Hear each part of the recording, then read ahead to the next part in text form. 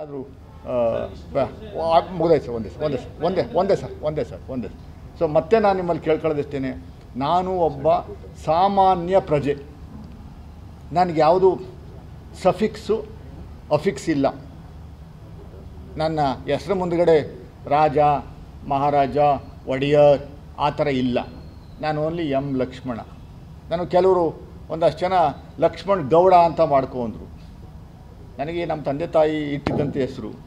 ನಾನು ಒಕ್ಕಲಿಗ ಸಮುದಾಯದವನು ಆಗಿದ್ದರೂ ಕೂಡ, ಗೌಡ ಕಮ್ಯುನಿಟಿ ಆಗಿದ್ದರೂ ಕೂಡ, ಈ ಹಂತದಲ್ಲಿ ಚುನಾವಣೆಗೋಸ್ಕರ ಒಂದು ಜಾತಿಗೆ ಗುರುತಿಸ್ಕೊಳ್ಳುವಂಥದ್ದು ಆಗಬಾರ್ದು ಅನ್ನುವಂಥದ್ದು ನನ್ನ ಮೈಂಡಲ್ಲಿರುವಂಥದ್ದು.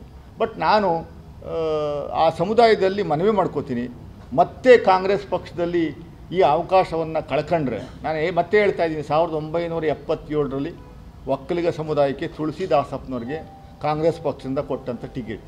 ಅದಾದ ಮೇಲೆ 47 ವರ್ಷಗಳ ನಂತರ, 47 ವರ್ಷ ಆದಮೇಲೆ ಕಾಂಗ್ರೆಸ್ ಪಕ್ಷ ಸಿದ್ದರಾಮಯ್ಯನವರು ಒಕ್ಕಲಿಗರ ವಿರೋಧಿ ಅನ್ನುವಂಥದ್ದು ಏನು ಹೇಳ್ತಿದ್ರು ಅದಕ್ಕೆ ಪ್ರೂವ್ ಮಾಡುವಂಥ ಕೆಲಸವನ್ನು ಮಾಡಿದರು. ಒಕ್ಕಲಿಗ ಮಾರುತಿ ಮರಡಿ ನಾರಿ ಸುವರ್ಣ ಕುರಿ ಸಾಕಿ ವರ್ಷಕ್ಕೆ 30 ಲಕ್ಷ ಲಾಭ ಗಳಿಸ್ತಿದ್ದಾರೆ. ನೀವು ಕೂಡ ಅವರಿಂದ ಕಲಿಬೇಕಾ? ಅವ್ರ ಜೊತೆ ವಿಡಿಯೋ ಕಾಲ್ನಲ್ಲಿ ಮಾತಾಡಬೇಕಾ?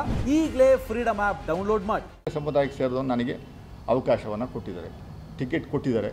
ಇದನ್ನು ಉಳಿಸ್ಕೊಳ್ಳೋದು ಬಿಡೋದು ಆ ಸಮುದಾಯಕ್ಕೆ ಸೇರಿದ್ದು, ಮೈಸೂರಿನ ಜನತೆಗೆ ಸೇರಿದ್ದು, ಕೊಡಗಿನ ಜನತೆಗೆ ಸೇರಿದ್ದು, ಆಮೇಲೆ ಅದೇ ಎಲ್ಲ ಸಮುದಾಯಕ್ಕೆ ಸೇರಿದ್ದು. ನಾನು ಮತ್ತೆ ನಾನು ಯಾವತ್ತೂ ಎಲ್ಲೂ ಜಾತಿ ವ್ಯವಸ್ಥೆಯಲ್ಲಿ ಇಲ್ಲ. ನಾನು ನಿಮ್ಮಲ್ಲಿ ಕೇಳ್ಕೊಳ್ಳೋದು ಕೊನೆಯದಾಗಿ ಇಷ್ಟೇ, ದಯಮಾಡಿ ಮತ್ತೆ ಇನ್ನೊಂದು ಬಾರಿ BJPನ ಗೆಲ್ಲಿಸಿರೆ ಸಂವಿಧಾನವೂ ಇರಲ್ಲ, ಯಾವ ರಿಸರ್ವೇಷನೂ ಇರಲ್ಲ. ಗನ್ ಪಾಯಿಂಟಲ್ಲಿ ಹಿಂದ್ಗಡೆಯಿಂದ ಒದ್ದು ಜನಗಳಿಗೆ ಕೆಲಸ ಮಾಡಿಸಿ ಊಟ ಕೊಟ್ಟು ಕೂಲಿ ಕೊಡ್ತಾರೆ. ಆ ಪರಿಸ್ಥಿತಿ ನಿರ್ಮಾಣ ಆಗುತ್ತೆ. ಚುನಾವಣೆನೇ ನಡೆಯಲ್ಲ. ಅರವಿಂದ್ ಕೇಜ್ರಿವಾಲ್ ಕಥೆ ಏನಾಯಿತು? ಶಿಬು ಸೊರೇನ್ ಕಥೆ ಏನಾಯಿತು?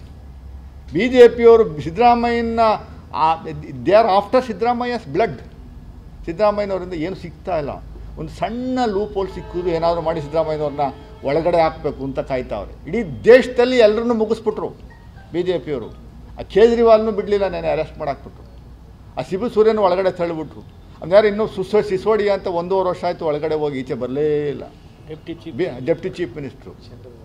BJPಗೆ ಸೇರ್ತೀನಿ ಅಂದರೆ ಅವ್ರು ಒಳ್ಳೆಯವರು, BJPಗೆ ಸೇರಲ್ಲ ಅಂದರೆ ಇವತ್ತು ಇಡೀ ರಾಜ್ಯದಲ್ಲಿ ಹತ್ಕೊಂಡು ಉರಿತಾ ಇದೆ. 28 ಕ್ಷೇತ್ರಗಳ ಪೈಕಿ ನಮಗೆ ಎಲ್ಲೂ ಅಪಸ್ವರ ಇಲ್ಲ ಟಿಕೆಟ್ ಕೊಟ್ಟರು ವಿಚಾರದಲ್ಲಿ. BJPಯವರಿಗೆ 10 ಕ್ಷೇತ್ರಗಳಲ್ಲಿ ಬಂಡಾಯ ಇದೆ.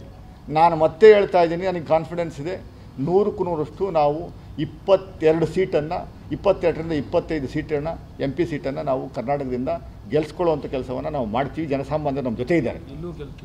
5 ಗ್ಯಾರಂಟಿಗಳು ಏನು ನಾವು ಕೊಟ್ಟಿದ್ದೀವಿ ಅದನ್ನು ಜನಗಳು ತಿಳಿಸುವಂಥ ಕೆಲಸವನ್ನು ಮಾಡ್ತೀವಿ. ಯಾರು ವಿರುದ್ಧ ಮಾತಾಡುವಂಥ ಕೆಲಸವನ್ನು ಮಾಡ್ತೀವಿ. ಅದೇ ಇದು ಸೇರಿ ಮೈಸೂರು ಲೋಕಸಭಾ, ಚಾಮರಾಜನಗರ ಲೋಕಸಭಾ ಕಾನ್ಸ್ಟಿಟ್ಯೂನ್ಸಿ ಸೇರಿ 22ರಿಂದ 25 ಕ್ಷೇತ್ರ ನಾವು ಗೆಲ್ಲುವಂಥದ್ದು ಸಂಪೂರ್ಣ